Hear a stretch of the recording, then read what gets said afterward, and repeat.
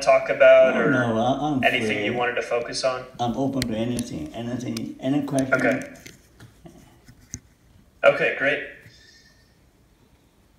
All right, so I'm here with Dr. Paul Wong. Dr. Wong, thanks for coming on the FitMind podcast. It's my pleasure. Yeah, so this is a topic that I've been wanting to address for a while, and in some previous episodes, we've mentioned this kind of meaning crisis that humanity's in to some extent. And I'm curious how you would summarize what's going on. What are the underlying issues? Okay. Right now, most people are affected by the pandemic. So we can talk about existential crisis or meaning crisis at two levels. Humanity as a whole, during the pandemic especially, feel that our very existence is being threatened by natural disasters, by climate change or man-made disasters, the nuclear war. So we don't feel too secure, too safe, on a collective level. But most of the time, our meaning crisis occur at the personal level. Now, here's the catch. Our well-developed cortex is both a blessing and a curse. A blessing means it allows us to invent amazing gadgets and create arts and literature. But on the downside, we can imagine all kinds of bad things might happen in the future. That gives us a lot of anxiety. Worst of all, that we can imagine our own demise. We can foresee that we're getting old, we're going to die. So that can create a lot of anxiety. So a lot of meaning crisis dealing with the prospect of dying. Now the second area is also very interesting. Freedom is a blessing, right? We are free. You can free to choose whatever you want. You can choose to be a monk. You can choose to be a scientist. A few months ago, a group of young nuns came to visit me. One of the young nuns was doing Ph.D. in UCLA, a very smart girl. But she decided to give up her Ph.D. to be a nun. So that's her choice, right? So with the freedom of choice also comes with the anxiety that am I making the right choice?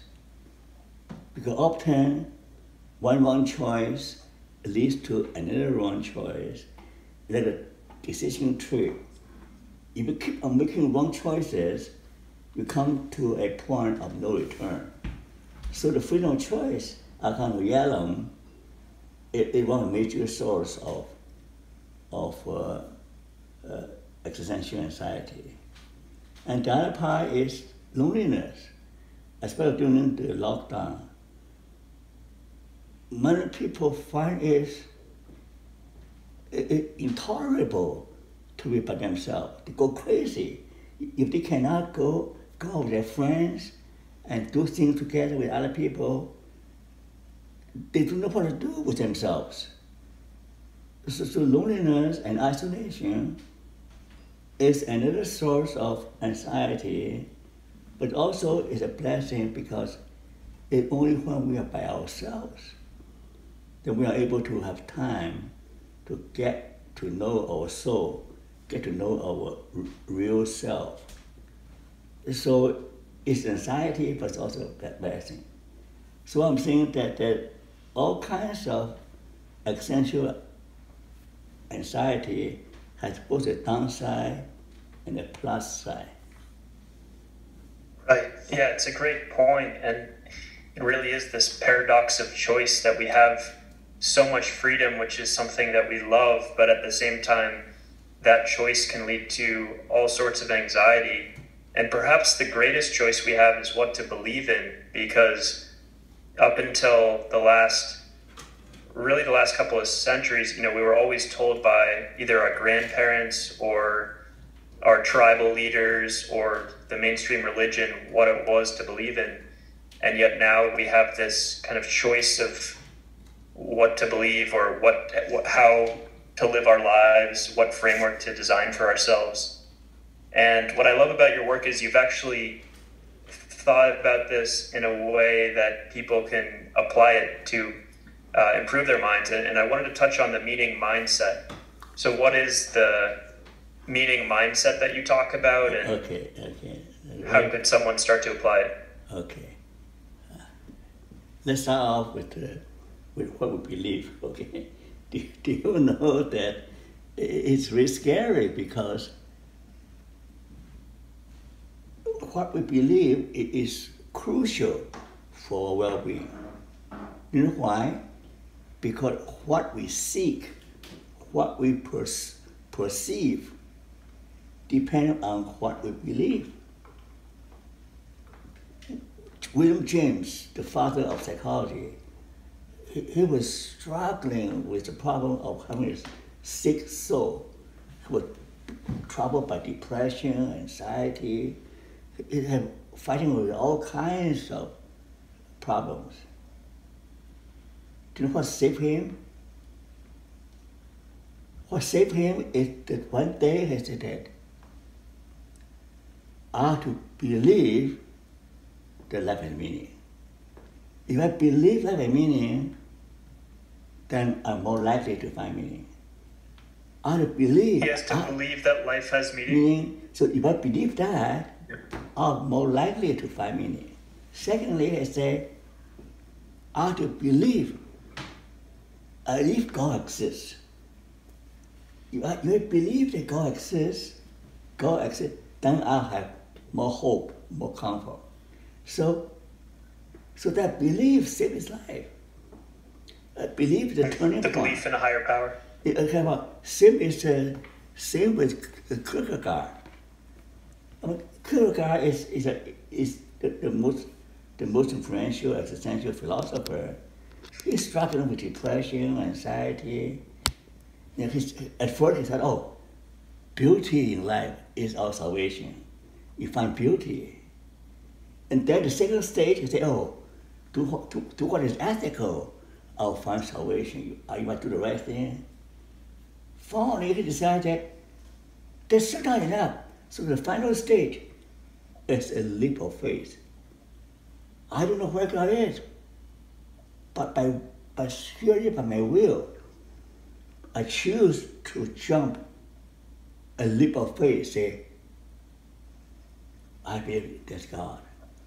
So at that point, he's able to live his doubts, live his fear and trembling of life. So often, if they choose to believe that there is meaning, choose to believe that there is God, that is a choice, right? So some people find that choice a lifesaver. Now, meaning mindset basically is from Frankl. Frankl living through hell. In Nazi death camp, life was unbearable. You do hard labor every day, and you don't know when you'll be sent to the oven to be burned to death. There's no future. So what kept him alive is the will to meaning. He chose to believe there is meaning, there's hope. He chose to believe. He chose to believe that meaning can be found even in the hellhole. He found meaning, look at the sunshine, the beauty of the sunshine. He found meaning in looking imagine that one day he will meet with his wife, even though his wife is already dead, he doesn't know.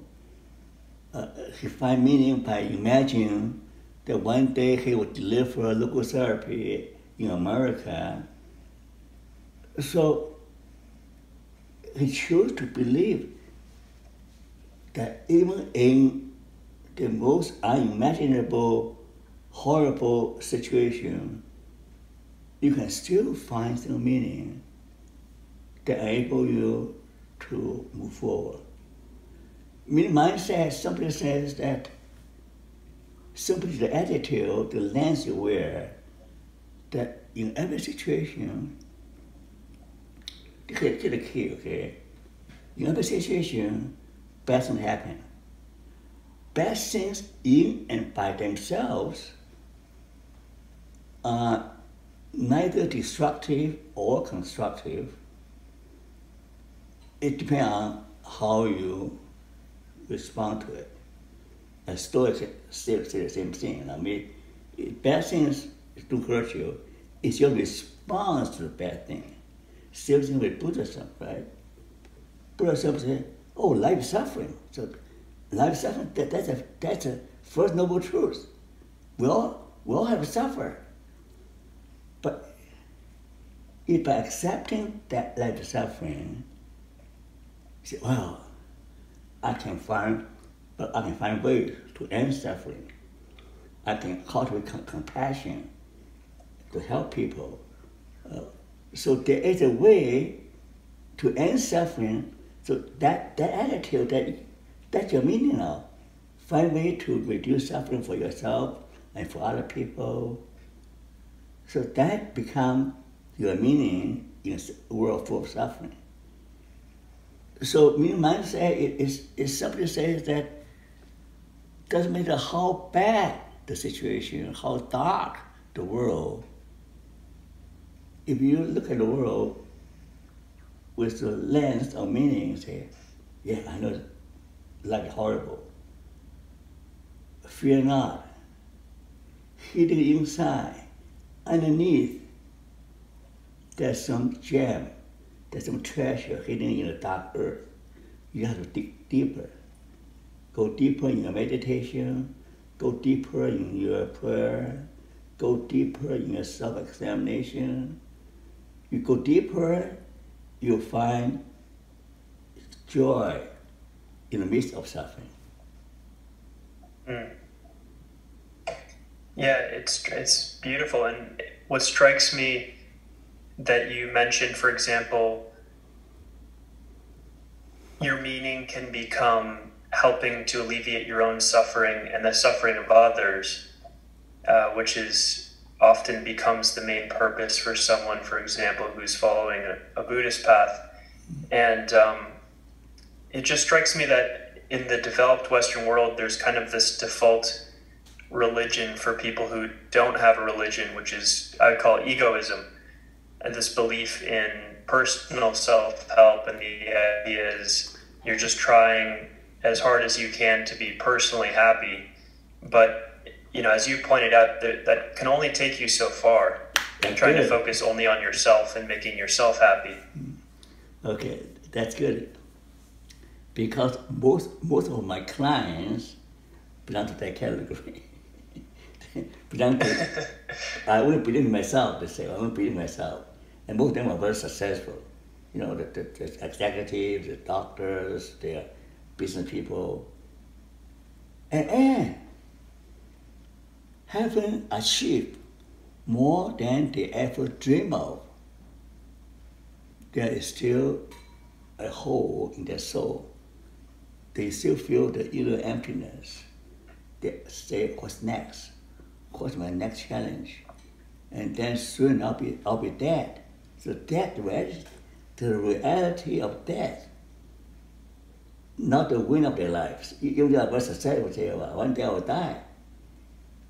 So egoism, let me put it straight. Egoism is necessary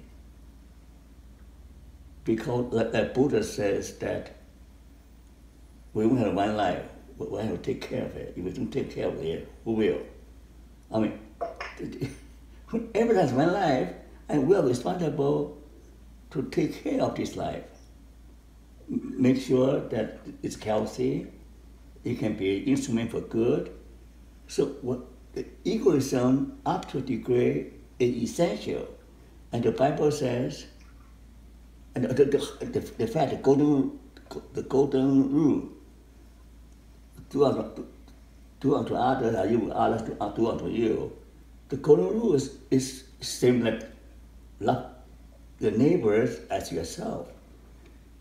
So of self-compassion, self-love is the foundation. If you don't love yourself, how are you love other people? Right? Love yourself means take care of it, make sure it's healthy, make sure it's happy and well. So egoism is part of the whole thing, but not the terminal value, not the whole of life. You take care of our life, that's the starting point, but then you have to move on. You say, me as a separate, isolated individual, clothed in skin, that is an illusion. The world is not just for me. In fact, we were hardwired for other people. We are hardwired for the universe, for the web of life, for the cosmos. So, me is just a little drop of water in an ocean. Me is not the whole story. So that's why, for my meaning therapy, so I always tell my clients that the body needs food, water, and clean air. Without these three things, the body will not function, will perish. A fit mind, mental health, also needs three things. We need food for life. Food means meaningful work, or calling. Everybody is called to something. Some people are called to be a monk. Some people are called to be a musician. We're all here for a purpose. We're all here to play a role. We're all here to produce our own fruit, to feed the humanity. So that's a calling. That kind of meaning is our food, daily food. We also need water. Water means our relationship with other people, with our family, with our friends, with the community, with the larger humanity. So life will be miserable if you are living on an island all by yourself. Then you have to play football as your friend. We're all similar to talk to. And so you need to spend time to cultivate a relationship. Sometimes, just yesterday I talked to a famous doctor, my client. He left all the balance because he spent all his time on his work. I said, you left all the balance. You also need to spend some time cultivating a relationship with your family. So once you have no more relationship area is being ignored, and then you'll be in trouble. So thirdly, that life is not just about people. That after watching NetFact, the documentary on nature, God created such a beautiful planet Earth with all the animals, trees, different topography, mountains, desert. It's such a beautiful world. We open my eyes, have seen all about the wonders and beauty of creation. And to look at the sky, the star, the galaxy, billions of galaxies, they're all moving their orbit.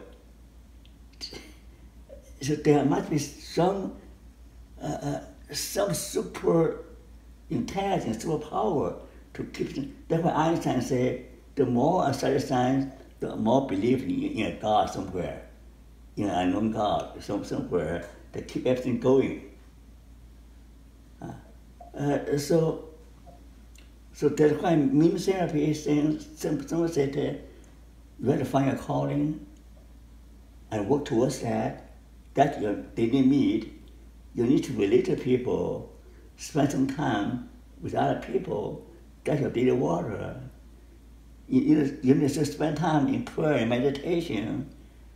Meditate on the wonderful world we live in. Meditate on the gift of life. Meditate on compassion for other people. Wow, then life will be more meaningful, doesn't matter what your situation. And how can someone begin to shift their mindset toward that self-transcendence and toward altruism? Okay. So here's what I say, okay. What you mean, there is the horizontal level. Horizontal. Success, happiness, most people focus on the me, egoism, horizontal level. But I guarantee you, at this level, you can never be happy. You will end up in disillusion, end up in despair, because the horizontal level only takes you so far, it will end in death. You need to, if you don't believe me, you read all the stories, all the great people. I mean, at the end, because the spiritual need cannot be satisfied by material gains or by worldly fame. At the end, they also feel empty. They leave the world empty. But you need to think about vertically that there is an invisible, a spiritual dimension that dealing with meaning and purpose, that dealing with what is invisible but more real, dealing with this transcendental reality, dealing with afterlife, or reincarnation, or heaven, whatever you visualize, dealing with the world of our ancestors. So there is a vertical dimension, has two ways. One is going up, one is going down. Going down means that when suffering happens, that's okay. I go deeper to find a way out. I go deeper. The deeper you go, all religion is the same when you go at the deepest level. All human knowledge seeking is still at the deepest level. All the truths come to the same point. So you go deeper to find the truth. Find the truth you need. Whether it's in Buddhism or in Stoicism or in Christianity, but they all end up somewhere to find the deep down below. You have to go to hell before you go to heaven. If you're not willing to go to hell, you never find heaven. So I'm willing to endure suffering, pay the price of going deeper, then we'll discover the way up. We need to go to descend to hell before we can find heaven. The Buddha spent 40 days under the tree. That 40 days, that Jesus spent 40 days in the desert, same thing. 40 days of inner struggle, of suffering, and wrestling with darkness, with dark demons. Then they see the light. They see the light, they see the light not in daylight. They see the light in the darkest night, in the deepest hell. That's where you find a light. So that light will lead you to go up. go up, then your joy is rooted in suffering, then you'll be more resistant to disruption, to disasters. So you find your root in suffering, then that's your foundation for your well-being. Your well-being is rooted in suffering, then you're more resistant to outside disruption, outside events, then able to go tall and strong and spread your branches and produce good fruit to feed other people. And then you feel so happy. And why you're so happy? Because you are rooted in suffering. It's a paradox, right? You see, right. Because of suffering to discover joy. If you only pursue happiness, you never discover that. It's superficial. So the thing is that your choice. You either live a shallow life on a horizontal level, or you want to say, I want to live a deep life. I want to have depth, so that I can understand other people's suffering, so I can help other people, so I can be unmovable, undefeatable, because I plant my feet in suffering, I sink my root in suffering. So if you throw bad things at me, I say, well, that's part of the suffering that come my way. So I just embrace it and welcome. So I teach my clients the same thing. They all got help from this radically different way of helping people. I say, well, thank God you're suffering now. Welcome to the club. I have a young man about to kill himself because his first love from high school, his girlfriend left him. He's really so depressed, he wanted to kill himself. I say, congratulations, you lost your first love. I tell you that because statistically, most first love do not last very long. Either end up in divorce or break up, because you don't know, you're too young to know what kind of partner will be best for you. I say, congratulations, that you did not get sucked into marriage. You'll be bad married, most likely, because you're too young. So thank God that she saved you by deserting you. So give you time to find the right person for your life. He suddenly woke up. Suddenly woke up. Yeah. It's so counterintuitive that we have to turn towards suffering and ultimately embrace it in order to get to a place of true happiness. Yeah. So you've given already one example, and I'm just curious to hear more. Is there another example that comes to mind of someone who's applied this meaning therapy in a way that's really helped them? Oh, I have all kinds of examples. I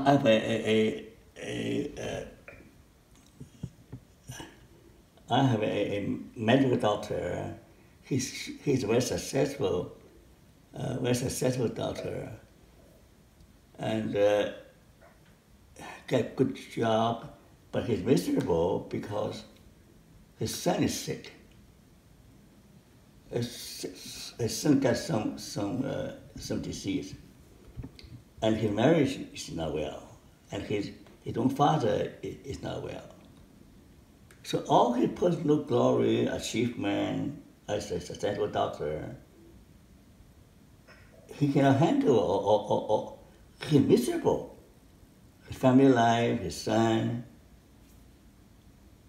So once he learned to accept suffering is part of life, he started to learn Stoic philosophy, Christianity. Once you accept that you'll be some sickness. Do you know that I come to research that of the 100 most successful artists and scientists, all of them had one thing in common. They all have gone through childhood trauma, either childhood sickness or loss of a parent. That the son gets sick might be a blessing in disguise for him and for you.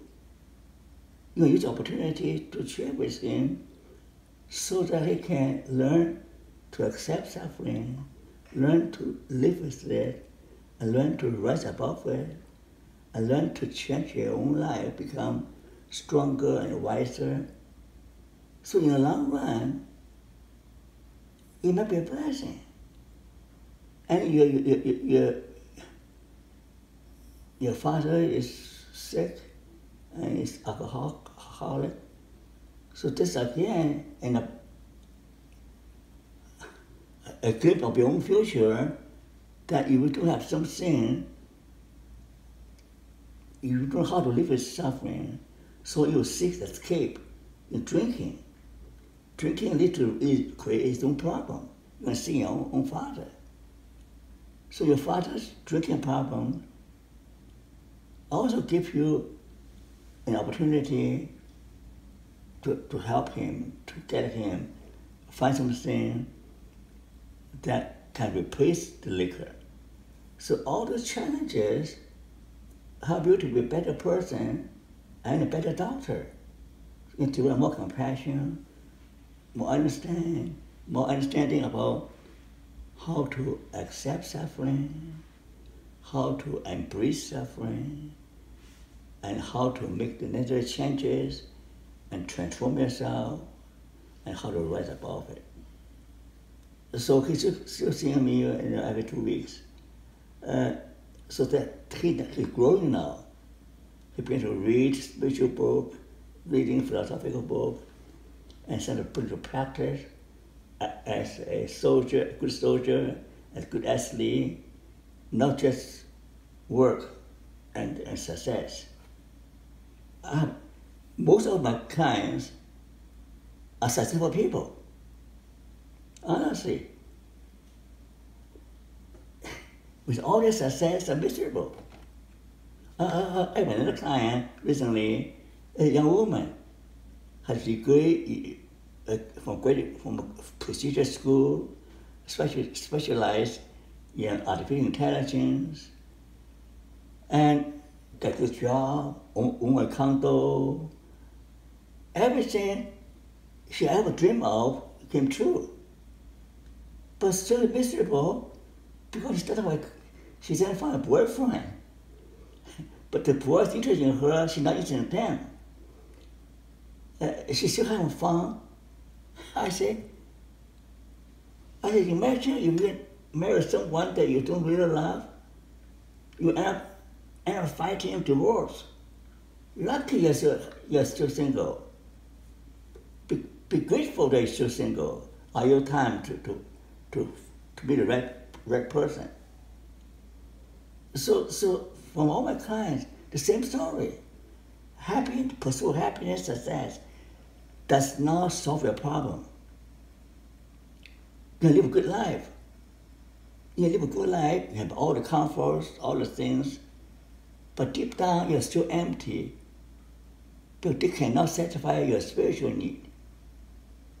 So that's why I really have this urge to teach the new generation that wake up, stop pursuing happiness, success, and start looking at life to search deep yourself, to be your true self, to pursue your true calling, even if it involves sacrifice and suffering.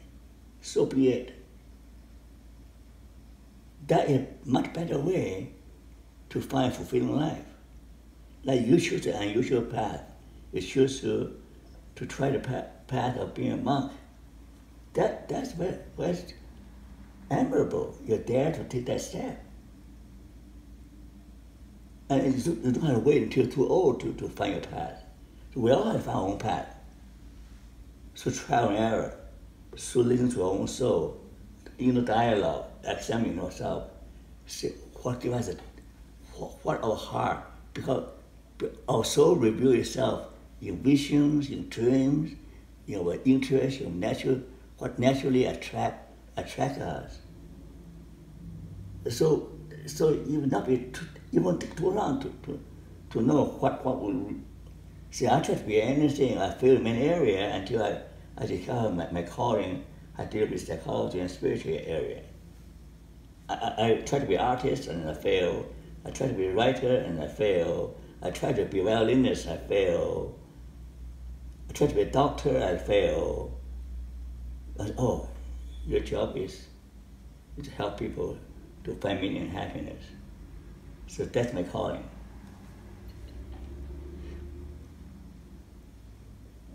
That's amazing. Yeah. So, what advice would you give to someone who's also in that trial and error phase, where they haven't really figured out what they would consider their calling yet? Okay. How would they go about finding it? Okay. It's very simple. It's very simple. Number one, value your life. Number one, value your life. Life is a gift. Do you know what life is valuable? Because each life is singular, is irreplaceable. You're unique. Your life is unique. Your life is capable of growing, capable of learning, and capable of putting fruit. So you haven't found your calling, that's fine. But continue to learn, continue to nurture your life, value your life, improve your life. Okay? And pursuing towards the direction of classical ideals, good, beauty, and kindness. It doesn't go wrong. It's no spiritual area, but go towards to the ideal of a better future for yourself and for humanity and for your loved one. To the ideal, you know what it is. You know what form you take. But it doesn't matter. If you have aspiration to develop your full potential to be your best, so that's the potential. Everybody has this aspiration to be fully develop their potential. So you have that. You have that potential. You believe that you can fulfill that potential. You believe that your future can be better, and you value your life. That means you don't waste your time. You don't waste your life. When I was unemployed after high school, other than looking for a job, I spent most of the time borrowing books from the library, reading, to improve myself. So you don't find a job, you don't find the right job, right career, but continue to learn. Sooner or later, you'll find it. By chance, even. Plant yourself in life. Value your life. Move towards and hope and faith in direction, and accept whatever fate threw at you, whatever the world threw at you. Accept reality. So basically, I'll tell you three things. Accept reality as it is. Value life in its totality, with its ups and downs, and have hope and faith in a better future, and move towards that. Then it can't go wrong. It can't go wrong, right? You'll be happy growing, learning. You'll be happy. Your dopamine will be released when you're striving towards a goal. The whole problem is most people have no goal. Then what happens to anyone is they have no goal, they're wandering. But you have a goal to improve yourself towards a better future. Then you have the happy hormone or the dopamine. Yeah. So you can't go wrong. You're not wasting your life. So when opportunity arrives, then you're ready. Because you're continuing, you have the right attitude, you're prepared, improve yourself, your knowledge. Another young man here in case, and he didn't want, his parents wanted him to go to university, but he drop out from after high school. He get a job as a receptionist, okay? And he went to be free, do whatever he wants. But he didn't have a skill. So how can, I really worry about him because he had no skill, no qualification. All he wanted freedom. Freedom without an ability, freedom without competency. That leads you nowhere but disaster. He don't want to enjoy life. He want to live a high roller life. But who brought the money? You still depend on parents' money, but your parents cannot live forever. So that's why you got a sense of ability, freedom and ability, that you're responsible for your own well-being, you're responsible for your future. Once you have a sense of ability, then I have the ability to improve myself. I have the ability to strive towards a better future. I have the ability to face life as it is. Complaining doesn't get me anywhere. Blaming doesn't get me anywhere. Whining, crying doesn't get you anywhere. I have to move on. Life goes on. If you get stuck, oh, I'm stuck. You can cry all day, all night, you're still stuck. But you say, I don't want to be stuck. I have to dig deep to find a way out. You continue to dig. Eventually, you'll find your way out. And dig and pray.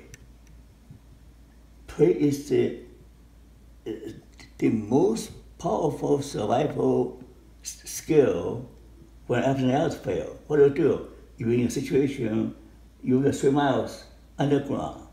What do? You're in an ocean all by yourself. What do? Oh, God. If you save me, I'll do anything for you. Even atheists pray. I don't believe that atheists never pray. Even atheists pray in desperation. That's human nature. You can find cave drawing, worshiping something. Shamanism, to worship something beyond themselves, to praise some God. All people pray. The scientific evidence that prayer gives you consolation, prayer gives you a sense of guidance, and prayer keeps you sanity. So if I don't have faith in God, I'll become crazy.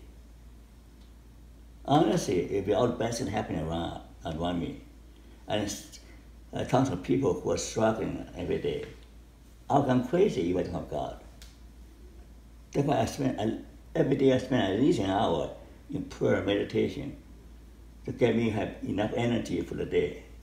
And throughout the day I pray and meditate. You know what I mean? You have to stay in the morning and spend the day in meditation, okay? In deep meditation, compassionate meditation. Yeah, it's always a great day when you can start off the day with a good meditation session. So anything else? I don't know. Yeah, I have a few kind of shorter answer questions that I always give at the end of a podcast. The first one for you is, if you could have dinner with anyone, living or dead, who would it be? I went to have dinner with Apostle Paul. My name after him, Paul, right? He could be cool. I want to talk to him. What would you ask him, or what would you talk about? I asked him to share with me experience. How could he rejoice while he was in prison waiting to be executed? And he had this beautiful epistle, Philippians, rejoice. Again, I say rejoice. He was chained to the dungeon, waiting to be executed, and he would burst out with great joy. Again, rejoice. And so, he gave up his leader. He's well educated, but he gave up everything to follow Jesus. So I talked to him about his experience. Yeah. Next question. And what gives you the most meaning personally? My most meaning, I say, the motto of my life is to help suffering people find meaning and purpose in life. So when I was able, that's why I like my job of ministry, or working with all kinds of people struggling with their pain. That I'm able to release their pain, help them to find meaning and purpose in the midst of their suffering. So that gave me the most attraction. Beautiful. And what's a top item on your bucket list? What's something you want to do before you die? I want to get I want to write a textbook on immunotherapy. My integrative immunotherapy. I want to write down everything, all my knowledge and wisdom in a book. Because I copy many articles, many chapters, edited many books. But I haven't found time to put it all together in one book. So that is a project I really want to get it done so that more people can benefit. Mm. And then the last question I ask everyone is that you have a 15-second commercial with a message that you'd like everyone in the world to hear. What would you tell everyone? As I said earlier, I said, stop avoiding suffering. Stop chasing after success and failure. Stop and pause and find yourself, find your calling, find your meaning, improve yourself, and moving towards an ideal, moving towards a better future. And stop chasing after success and happiness, but pursuing your calling and fulfilling all your potential. Then you can be beautiful. Well, yeah.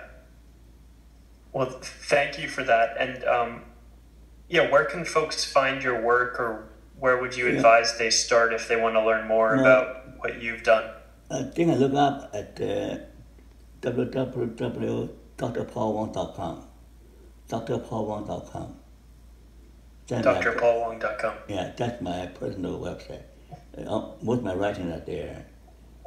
And I'm on Twitter, on Facebook, under the pen name Dr. Paul Wong. Or Paul T.P. Wong, yeah. Paul T.P. Wong, yeah. Twitter and Facebook, yeah. Wonderful. Well, thanks so much for taking the time to come on the FitMind podcast. It's been really fun. Nice talking to you. I'm so surprised to see you learning to be a monk. I have a lot of friends who are monks. Oh, really? Yeah, if you ever a Buddhist or different tradition. Every time I go to Taiwan to speak, the monks like to invite me to talk. And you in Toronto, the monks and nuns come to my house. They like to talk to me. Oh, really? Yeah. Where do you live right now? In Toronto. Oh, wonderful. Yeah. I just had, there were just two or three girls from Toronto here at the meditation center. But I forget their full names. But they're all very serious Buddhist meditators. Yeah. Good, that's good. Yeah, continue your path.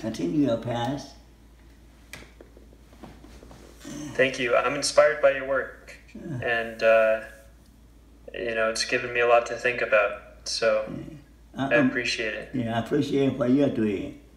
Yeah. You're doing. Thank you. Your work can help many people. I hope so. Yeah. Okay, nice talking to you, and I'm done.